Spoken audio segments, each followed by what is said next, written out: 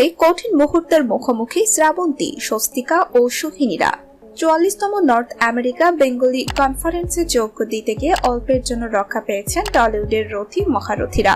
শনিবার ভোর 5:30 আগুন লাগে শিকাগোর একটি 5 তারা হোটেলে, যেখানে শ্রাবন্তী, সুহিনী, স্বস্তিকা সহ আরো অনেক পরিচালক ও শিল্পীরা।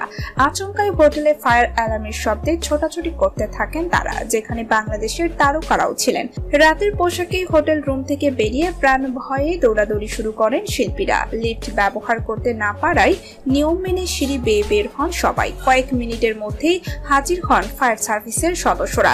কিছুক্ষণ পরেই পরিস্থিতি নিয়ন্ত্রণে আসে। সংবাদ মাধ্যমকে অরিন্দম শীল জানান, গরম পোশাক গায়ে না জড়িয়েই 5 তলা হোটেল রুম থেকে নিচে নামেন তিনি। শ্রাবন্তী চট্টোপাধ্যায় থেকে সুহিনী প্রাণ বাঁচানোর দৌড় লাগালেন সকলে। এই পরিস্থিতির মাঝে প্রবাসী বাঙালিরা পছন্দের তারকাদের কাছে পেয়ে সেলফির আবদারও জুড়লেন।